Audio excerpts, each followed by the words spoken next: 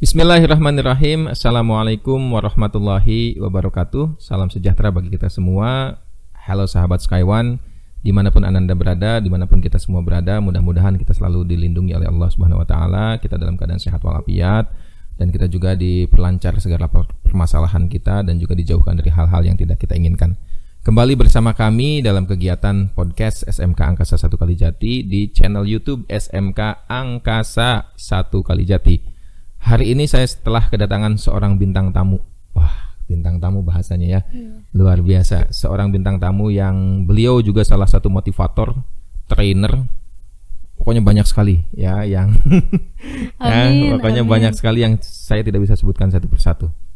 Alhamdulillah di sini beliau alhamdulillah diberikan kepercayaan oleh sekolah ya untuk ikut berpartisipasi mendidik putra-putri bangsa, mengajar di SMK Angkasa 1 Kalijati.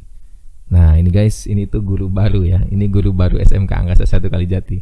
Orangnya murah senyum ya, humoris dan juga smart. Wah, luar biasa. Amin, ya Allah. Yang pastinya juga solehah, namun belum jadi istri. Ya, kita perkenalan dulu. Selamat wayah kila ya.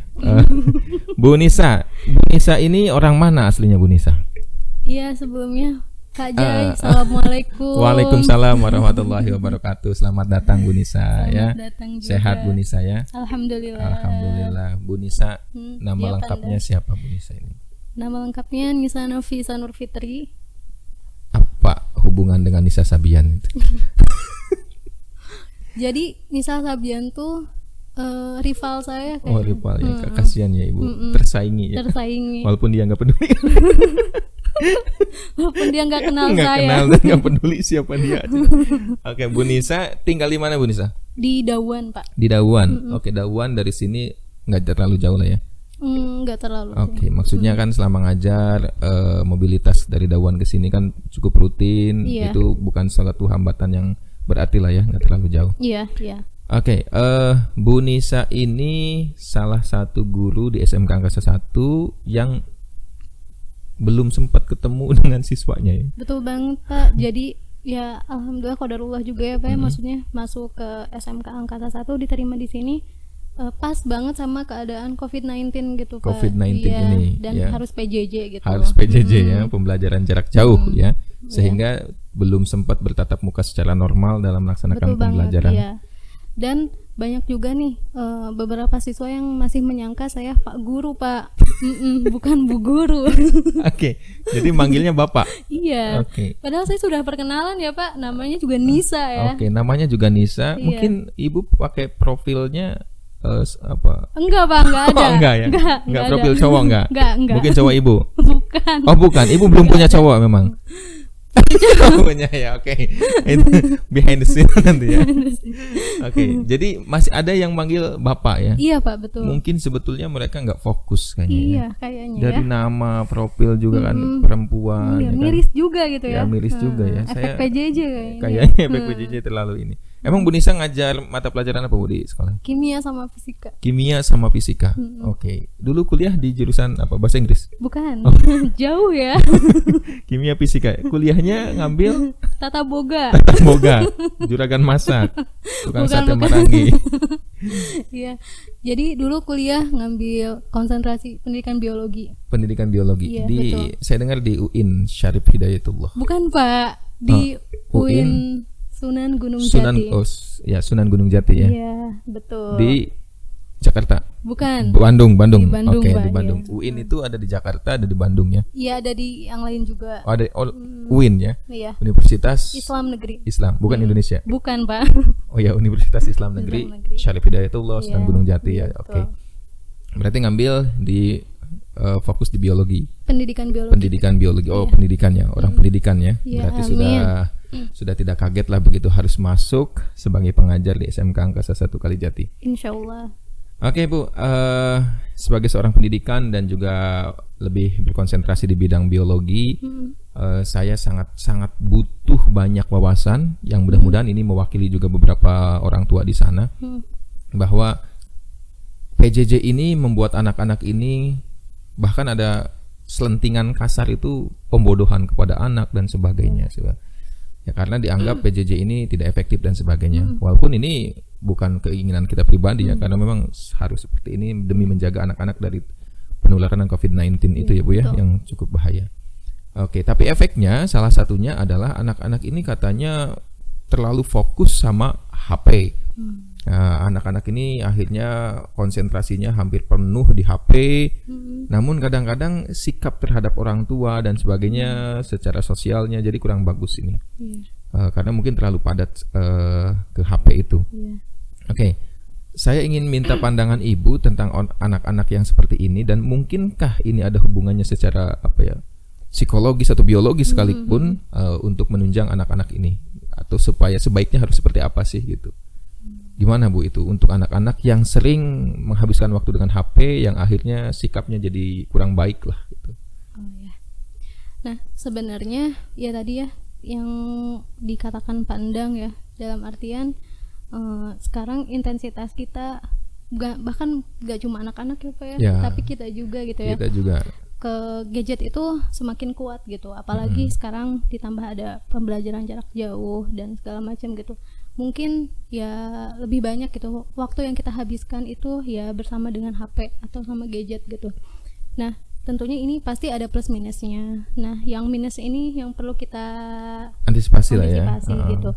Nah kalau untuk usia anak-anak yang istilahnya masih usia anak-anak ya Pak ya, bukan remaja gitu ya, masih dilindungi oleh Kak Seto lah ya. Itu untuk saya pernah dengar gitu ya Pak, karena kebetulan dulu juga pernah jadi guru SD juga ya Pak ya. Gitu. Jadi sedikit banyak tahu gitu tentang ya ilmu parenting segala macam gitu.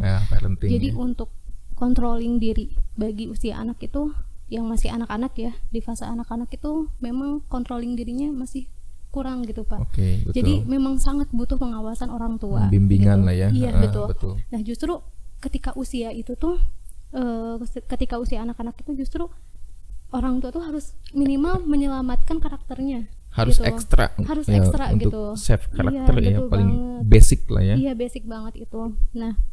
Nah kalau untuk usia remaja, kebetulan kan peserta didik kita kan usia remaja gitu ya Pak ya. Nah ya sebetulnya controlling diri memang sudah ada dalam dirinya gitu ya, jadi tinggal di push aja sama dia gitu, sama dirinya gitu. Dalam artian artinya dia juga sudah tahu gitu mana yang konsekuensi yang baik, mana konsekuensi yang buruk gitu. Dan mana yang akan dia ambil gitu. Sebetulnya udah ada gitu. Mereka harusnya sudah tahu itu semua ya, karena di usia remaja itu mereka sudah bisa membedakan mana yang baik dan mana yang buruk. Kadang-kadang Bu, anak usia remaja itu bisa dikatakan sedang mencari jati diri dan sebagainya. Bahkan kadang-kadang moodnya itu suka tidak stabil gitu, atau bahasa gitu kerennya ada istilah ababil ya. Artinya anak-anak yang sedang labil lah gitu ya. Betul. Itu sebetulnya dipengaruhi oleh faktor apa sih sehingga mood seseorang itu bisa berubah, bahkan bisa berubah secara drastis gitu kan. Sampai ke orang tua saja. Ini ada beberapa info saja dari berita dan sebagainya. Sampai ke orang tua saja bisa bersikap keras dan sebagainya. Itu sebetulnya faktor-faktor apa saja sih? Kayaknya kalau misalnya berbicara faktor ya Pak, kayaknya bakal luar biasa pembahasannya juga ya, banyak faktor gitu, baik itu internal maupun eksternal gitu ya Pak. Dalam artian sebenarnya miris juga ya Pak, dalam artian tuh di Indonesia tuh ya anak-anak Indonesia gitu ya pada zaman ini gitu mengalami istilahnya degradasi moral gitu ya Pak ya. That's good. Nah dan faktornya pun bisa jadi kalau dari internal ya bisa jadi dari makanan mungkin Pak, itu juga bisa loh Pak. Makanan bisa mempengaruhi ini emosional kita gitu. Ya itu bisa Pak. Terus kemudian faktor eksternal lebih banyak sih, seperti lingkungan gitu. Dan biasanya kalau remaja itu yang paling banyak menarik dia itu adalah dari lingkungannya Pak gitu. Lingkungan ya. Iya betul Pak. Kalau misalnya di keluarganya sebetulnya ini udah baik nih di keluarganya, tapi kalau misalnya lingkungan luarnya tidak mendukung, teman mainnya kan, teman kumpul-kumpulnya. Betul banget. Itu tuh bisa menarik diri dia gitu, menarik diri si remaja itu. Gitu. Apalagi kalau lingkungan keluarganya tidak bisa memberikan contoh yang positif ya kan. Misalnya mungkin ya ini buat para ibu-ibu punten sekali lagi, kita bukan mengguru ya Bu ya. Ibu-ibu, bapak-bapak di sana lebih berpengalaman. mungkin kalau sedang emosi ya, kalau bisa jangan di depan anak mungkin ya. Iya, betul banget. Karena kadang-kadang ini secara psikologis juga anak-anak itu jadi temperamen ya. Iya. Katanya seperti itu ya Bu ya, dengar-dengar itu. Saya hanya dengar-dengar saja gitu katanya. Iya, betul banget Pak. Jadi dalam artian sebetulnya pondasi terkuatnya adalah keluarga ya Pak ya. Dan keluarga tuh bisa jadi faktor yang paling mendukung banget, nah bisa jadi faktor yang paling menghambat banget gitu dalam artian. Betul banget. Jadi ya itu gimana keluarganya gitu, karena kan ya base-nya itu adalah keluarga gitu, family gitu kan Pak. Nah mohon maaf untuk keluarga yang misalnya adalah sentimen kayak keluarga saya kan broken home misalnya atau apa gitu ya, sebetulnya nggak cuma broken home aja gitu, keluarga yang harmonis pun kadang kayak gitu kan ya, dalam artian bener kata Bapak tadi gitu, untuk para orang tua juga gitu, apalagi yang mempunyai anak yang usianya remaja gitu ya, sebisa mungkin kita tuh berperan sebagai sahabatnya sih, berperan sebagai sahabatnya yang bisa memahami ya, bukan hanya menghakimi anaknya. Iya, itu kalau untuk menghakimi apalagi melabeli apa ya, itu apalagi sampai sudah melabeli itu kan, sudah sampai melabeli. Jadi anak itu sudah merasa saya mah kayak gini. Apalagi dilabeli dengan hal-hal negatif itu gitu kan, itu sangat ironis lah ya. Iya, sangat ironis. Oke. Ibu, yang saya ingin tanyakan lagi adalah ini sekali lagi masih tentang karakter anak, khususnya tentang psikologis yang mungkin juga kaitannya ada secara langsung atau tidak langsung dengan secara biologis anak itu. Artinya biologis itu maksudnya adalah apakah ada hal-hal di bidang ilmu yang Ibu pelajari itu yang bisa membuat kita itu menjadi tenang atau rileks selain faktor yang tadi disebutkan, lingkungan dan sebagainya gitu Bu.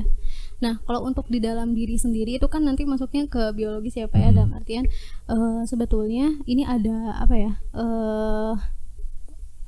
fun fact lah istilahnya ya, fakta menarik gitu ya. Jadi dalam tubuh kita itu ternyata Allah sudah begitu banyak membekali hormon-hormon ya Pak nih. Iya. Nah, hormon-hormon dalam diri kita itu. Dalam diri kita gitu ya. Kemudian Allah juga sudah membekali kita otak juga gitu ya, yang luar biasa. Ini cara kerja otak kalau misalnya saya belajar itu gitu ya Pak, luar biasa banget gitu, bikin nangis. Itu dipelajari ya, kerumitannya gitu ya. Ya maksudnya artinya kerumitan saraf dan sebagainya, hormon itu Ibu belajar waktu itu? Pernah belajar gitu. Tapi nggak sampai detail banget gitu ya. Maksudnya cara kerja otak dan segala macam gitu. Itu tuh ada berhubungan gitu, saling berhubungan. Makanya dinamakan kalau di biologi tuh kita belajar sistem-sistem gitu. Artinya ya kalau sistem itu kan saling berhubungan gitu. Entar sistem pencernaan, sistem hormon, sistem endokrin dan segala macam itu saling. Itu saling. Iya. Nah, untuk apa namanya yang tadi Bapak tanyakan gitu ya, dengan fenomena yang tadi yang kita sampaikan tadi, ada hubungannya pasti Pak, dalam artian di pada manusia itu ada yang namanya hormon kebahagiaan nih Pak. Hormon kebahagiaan. Jadi fun fact-nya itu ada hormon kebahagiaan. Nah, ada juga hormon ketidakbahagiaan. Hormon ketidakbahagiaan. Oh, ada dalam diri kita itu? Ada. Jadi ada melekat di diri kita. Jadi kalau misalnya sekarang ada yang nanya, kenapa sih kok aku nggak bahagia gitu ya? Gitu. Masalahnya itu ya, kok banyak remaja yang tidak bahagia gitu ya, apalagi di kondisi COVID-19 ini gitu ya. Kenapa? Karena ya si hormon kebahagiaan itu nggak dia stimulus, nggak dia rangsang, nggak dia tingkatkan ya gitu. Nah untuk kalau bahasa biologisnya sih, kalau hormon kebahagiaan itu namanya hormon endorfin. Itu namanya hormon kebahagiaan. Hormon kebahagiaan. Jadi kita bisa hormon hidup. Ya itu bisa Pak. Jadi otak ya itu tadi. Jadi ketika kita terus menstimulus gitu ya, maka kelenjar itu ya, kelenjar yang kalau nggak salah itu ada di bagian ya di otak gitu ya. Itu tuh nanti akan memproduksi itu gitu, hormon kebahagiaan itu. Iya. Nah, itu yang nanti akan membuat kita bahagia, membuat kita senantiasa selalu istilahnya apa ya? Ya, orang bahagia kayak gimana gitu ya, positive thinking lah gitu ya. Kayak gitu. Nah, ini fakta menariknya juga nih Pak. Jadi tadi kan ada hormon kebahagiaan sama ada hormon ketidakbahagiaan. Nah, kalau untuk hormon ketidakbahagiaan itu namanya secara biologisnya tuh namanya hormon noradrenalin. Noradrenalin. Iya. Oh, noradrenalin nih. Ini ada fakta menariknya juga dari hormon noradrenalin. Jadi hormon ini tuh memiliki kekuatan racun yang berbahaya. Ada racunnya. Ada racunnya. Jadi kekuatan racun itu nomor 2. Dia tuh nomor 2 setelah kekuatan racun ular. Di dalam diri kita itu. Dalam tubuh kita. Jadi kalau misalnya dalam artian gini Pak, ini sebenarnya aku bicara ini ya Pak ya, itu berdasarkan dari buku yang pernah aku baca. Oke. Iya. Saya kaget nih, saya punya racun tadi ya. Ya kalau Bapak menstimulus hormon ketidakbahagiaan, noradrenalin, itu nanti bahayanya sampai bisa efek kematian. Kematian secara mendadak. Secara mendadak itu. Iya, gitu. Oke, Bu. Itu tolong Bu jelaskan Bu. Ini saya takut nanti malah secara tidak sengaja menghidupkan hormon itu. Iya. Jadi sebenarnya tadi ya. Jadi menimbulkan pertanyaan ya. Lalu apa sih yang mendasari atau yang mempengaruhi gitu ya hormon kebahagiaan itu meningkat, atau apa sih yang mempengaruhi hormon ketidakbahagiaan itu meningkat gitu ya. Nah, untuk yang hormon ketidakbahagiaan itu ketika kalau misalnya dia terus distimulus, artinya kalau misalnya dalam diri kita gitu ya Pak, sering misalnya stres, mengeluh atau mungkin ya, khawatir atau emosi-emosi negatif gitu ya, yang sering kita keluarkan, gitu, yang sering kita rasakan atau sering kita keluarkan, itu tuh ya nanti akan berefek atau berimbas si hormon ketidakbahagiaan ini tuh akan terus meningkat gitu. Makanya kenapa banyak penyakit yang disebabkan oleh pola pikir ya. Pola pikir kita. Secara biologisnya tuh hubungannya kayak gitu, Pak. Jadi itu memang ada hubungannya ya. Jadi kalau kita mudah marah, kita mudah emosi, terus ya kita gampang mengeluh. Misalnya ini tetangga punya ini, saya kok enggak gitu kan misalnya. Berarti secara tidak langsung itu menghidupkan atau mengembangkan hormon noradrenalin. Ada kelenjarnya itu di dalam tubuh kita. Makanya memang saya pernah punya pengalaman, memang katanya kalau ingin sembuh ya ada keluarga yang sakit, kalau ingin sembuh pola pikirnya aja lah. Jangan gampang pusing, jangan stres mulu, jangan mikirin ini itu. Itu memang secara biologis ada ya? Itu memang betul ya secara biologis. Iya, betul banget. Ya karena itu tadi dari otak itu kan Pak. Betul. Terus kemudian kan kita kan ya tadi mengeluarkan hormon-hormon itu gitu. Sebenarnya jenis hormon banyak banget ya Pak dalam tubuh kita. Nah, cuma yang ini yang mendasari itu ya Pak. Ini yang mendasari fakta, bukan fakta kejadian di kita lah ya. Iya gitu. Kan tujuan manusia, life goals-nya adalah bahagia nggak sih Pak? Bahagia. Iya kan, Bapak juga apa coba tujuan Bapak? Tujuan saya nggak bisa disebutkan di sini. Ingin bahagia. Ingin bahagia kan. Banyak uang nggak bahagia percuma kan? Banyak uang, banyak apapun kalau nggak bahagia percuma. Iya kan? Makanya saya pernah dengar nih pernyataan kayak gini. Menjadi sukses itu adalah baik Pak, tapi menjadi bahagia jauh lebih baik. Sukses itu baik, tapi bahagia jauh lebih baik. Memang betul. Luar biasa. Memang betul kalau orang yang sukses belum tentu bahagia ya. Iya, gitu Pak. Benar gak Pak? Iya, orang sukses banyak kerjaan sudah enak nih. Kemudian harta melimpah lah, jabatan, kedudukan, pangkat. Tapi kalau dia nggak bahagia percuma ya. Iya makanya. Bahagia emang jauh lebih baik, Bu. Makanya di Al-Qur'an juga di surat Al-Baqarah nih Pak nih. Kita diajarin justru doa meminta bahagia. Apa doanya tuh, Bu? Rabbana atina fid dunya hasanah wa fil akhirati hasanah wa qina adzabannar. Kan? Betul. Amin. Mudah-mudahan kita selalu bahagia. Berarti kalau ingin hormon noradrenalinnya diredam, atau tidak sampai dia berkembang, tumbuh dan sebagainya, itu apa yang harus kita lakukan? Terus menstimulus hormon kebahagiaan. Itu hormon apa? Berarti dia endorfin. Sistemnya itu kalau ini naik ini otomatis turun, gitu ya. Pak, kalau ini naik otomatis ini turun. Jadi sebetulnya PR terbesarnya nih Pak, ya gimana caranya kita terus meningkatkan endorfin? Dengan cara banyak Pak. Bahagia itu banyak caranya. Beberapa bahagia itu banyak caranya. Banyak caranya Pak. Versi Bapak coba, versi Bapak. Versi saya itu kadang-kadang bahagianya misalnya justru hal yang membuat kita kuat itu kadang-kadang hal yang membuat kita lemah. Hal yang membuat kita bahagia itu justru kadang-kadang hal yang membuat kita sedih. Nah itu gimana Bu kalau ada statement kayak gitu? Contohnya, saya sangat bahagia dengan katakanlah benda A ya. Tapi kalau benda A itunya hilang, kadang-kadang kan kita jadi sedih. Melo nanti nangis gimana? Kita sangat bahagia ketika ada si A lah, atau si B, atau benda A, benda B, atau ini. Tapi kadang-kadang kalau itunya hilang juga, nah itu apa yang harus kita lakukan begitu? Kalau tadi kasusnya kayak Bapak ya Pak. Ini bukan kasus. Ya iya kan. Iya maksudnya kalau kayak gitu sebetulnya tergantung kita menghadapinya kayak gimana. Oke. Bagaimana cara kita menghadapi kalau Bu seandainya kita punya benda sesuatu lah yang kita sangat sayangi, yang membuat kita happy, membuat kita happy, senang. Lalu itu hilang. Otomatis gitu. Kan manusiawi kan sedih gitu kan. Nah, sedih. Itu bagaimana cara kita menghadapinya, Bu? Supaya noradrenalin ini tidak tumbuh. Tidak tumbuh gitu ya. Yang pasti pertama kita menerima ya. Ikhlas. Iya. Karena dengan ya itu tadi pentingnya ikhlas, menerima. Mungkin ada enggak cuma benda yang hilang ya, Pak. Atau misalnya tujuan-tujuan orang-orang yang hilang. Ya oke lah, tujuan-tujuan yang belum tercapai Pak. Bener gak? Itu kan bikin kita happy ya kalau misalnya tercapai. Tapi ternyata nggak tercapai gitu. Nah itu kan. Nah berarti itu balik lagi ke bagaimana kita menghadapinya gitu. Jadi pertama ya menerima, ikhlas gitu ya Pak. Terus kemudian ya bersyukur aja gitu. Bersyukur paling aja penting lah ya. sih. Iya. Itu salah satu cara untuk menikmati hidup itu.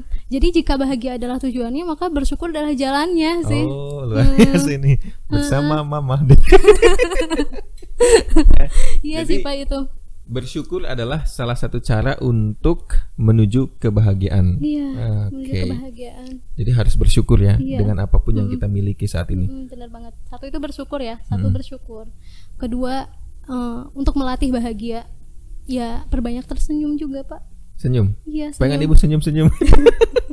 Tapi ya maksudnya perbanyak tersenyum itu tuh cara apa ya? Ya cara sederhana lah ya, gitu. Cara sederhana. Tapi bukan bermaksud lagi diam bagaimana HP nggak ada apa-apa. Bukan gitu kan maksudnya. Enggak gitu. Di jalan pakai motor. Bukan gitu kan. Iya. Ya makanya kenapa? Ya tadi ya balik ke yang topik awal tadi. Menerima kan biasanya kita kalau misalnya sikap kita menerima artinya selalu diakhiri dengan senyuman gak sih Pak? Betul. Iya, nah itu salah satunya. Oke, ya berarti kita harus menerima. Nah, ini juga mungkin pelajaran yang sangat baik nih khususnya buat taruna-taruni kita yang tadi kita sudah sedikit bahas. Salah satunya adalah yang dari kalangan keluarga broken home. Iya. Jadi sebetulnya itu adalah faktor lain dan kita mempunyai dominasi yang kuat untuk tetap bahagia, tidak menjadikan faktor broken home dan sebagainya untuk kita jadi sedih, akhirnya kita meluapkan menjadi orang yang emosional, pemarah, bahkan sampai melakukan hal-hal yang tidak baik. Itu tidak seharusnya seperti itu kan ya. Karena sebetulnya yang tadi Ibu sudah katakan ada dalam diri kita yang bisa memanage, mengatur pola pikir kita yaitu hormon adrenalin, noradrenalin dengan endorfin itu. Oke, dan cara salah satunya yaitu dengan perbanyak bersyukur ya, Bu. Perbanyak bersyukur, kemudian ya mungkin tadi dengan senyum, menerima atau ikhlas lah ya. Dengan kehendak yang kita yang kita dapatkan yang gitu. Kita terima. Karena kadang saya suka, kita manusiawi kadang-kadang suka juga berpikir misalnya kita katakanlah punya motor A. Kadang-kadang kita suka sedih kalau ya bukan suka sedih tapi adalah sedikit keirian ya atau apa ya bahasanya ya, iri lah. Si A, si B punya motor seperti ini. Tapi kalau kita betul-betul menggali supaya ketemu alasan kita bersyukur, sebetulnya ada ya Bu ya. Banyak. Contohnya teman saya yang lain tidak punya motor. Misalnya kan gitu.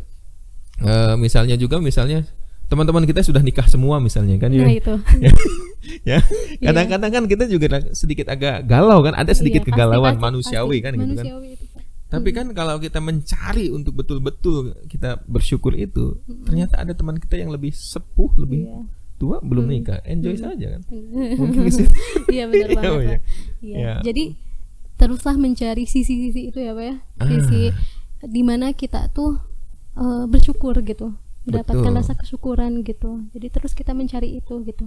Jangan mengangkat atau mendominasi hal-hal yang membuat kita justru tidak bersyukur ya.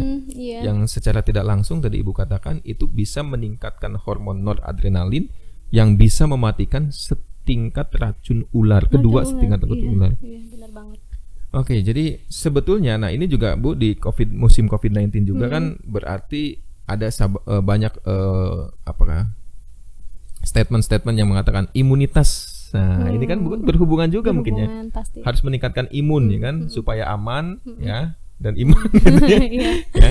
Mungkin ini juga masuk berhubungan juga ya itu imunitas kan. Iya, pasti sih Pak. Karena kan virusnya juga kan menyerang sistem imun. Sistem imun ya gitu ya.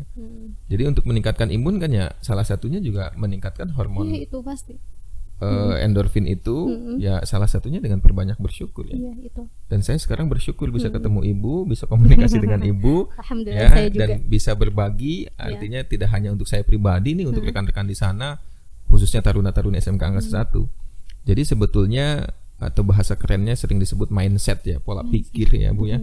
Pola pikir itu bisa kita yang menentukan. Kalau mindset kitanya negatif terus, ya kan? Tadi seperti yang Ibu katakan, itu noradrenalinnya bisa meningkat. Iya. Dan bisa berbahaya buat kesehatan kita, sikap kita dan yang lainnya. Tapi kalau mindset kitanya positive thinking, bersyukur, tadi Ibu katakan menerima atau ikhlas, ya kita akan menjadi pribadi-pribadi yang bahagia ya, yang imunnya meningkat, ya kan? Dan juga selalu mencari positive side lah ya, atau sisi positifnya, sisi positifnya ya. Luar biasa Bu Nisa, sebetulnya masih banyak sekali yang ingin saya tanyakan ini. Iya, ya, Pak. Tapi kita harus akhiri. Namun sebelum diakhiri, apa sih pesan Ibu buat khususnya taruna-taruni kita nih, atau mungkin juga para orang tua yang berhubungan dengan bidang Ibu dalam hal ini sebagai guru fisika dan kimia yang menekuni di bidang biologi pada saat itu ya. Apa sih pesan yang ingin Ibu sampaikan buat mereka yang di luaran sana? Dan juga buat saya.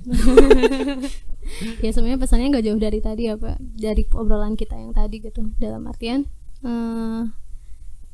hayu gitu sama-sama di kondisi pandemi maupun pandemi atau enggak pandemi gitu ya. Pandemi atau enggak pandemi. Yang paling penting harus yang kita tingkatkan gitu ya, agar kita menjadi pribadi yang apa istilahnya yang lebih baik gitu ya. Betul.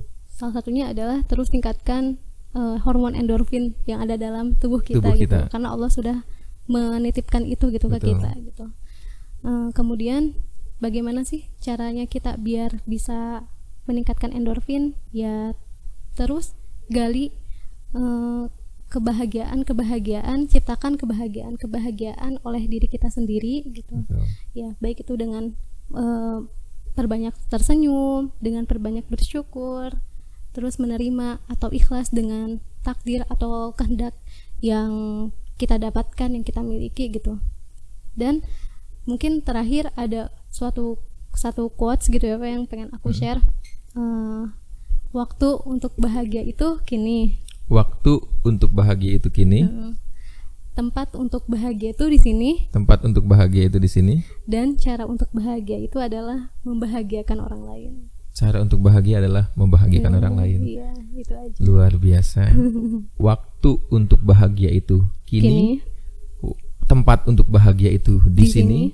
Dan cara untuk bahagia adalah membahagiakan orang lain.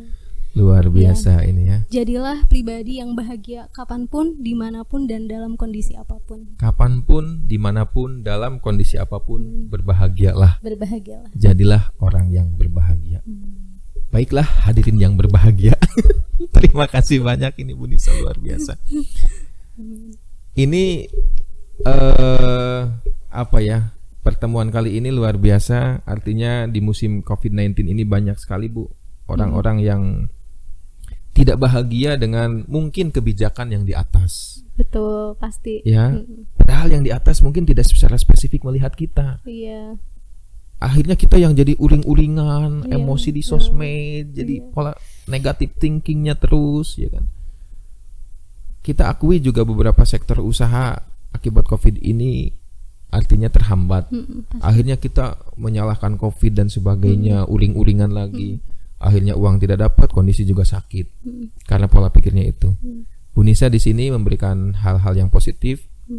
Tadi sudah mengatakan bahwa carilah kebahagiaan dan waktu untuk bahagia itu kini, tempat untuk bahagia itu di sini, dan cara untuk berbahagia adalah membahagiakan orang lain.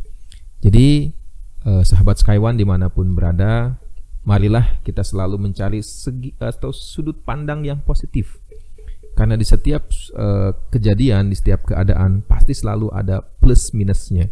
Pasti selalu ada dua sudut pandang, tergantung kita.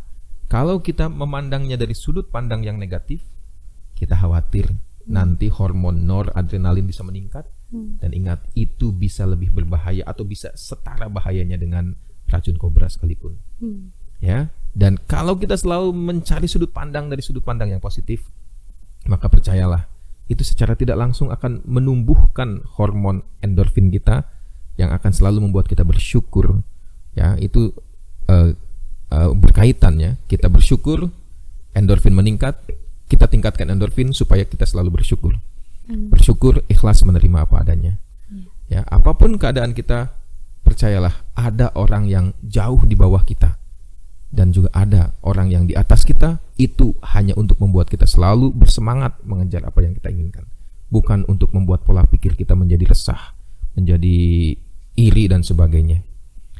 Barangkali itu hadirin yang berbahagia, Ibu Nisa, Nafisa, luar biasa. Terima kasih banyak. Ini sudah berbagi bersama kita. Ya, mudah-mudahan tidak bosan, tidak kapok. Nanti bisa berbagi dengan hal-hal yang lain di kita.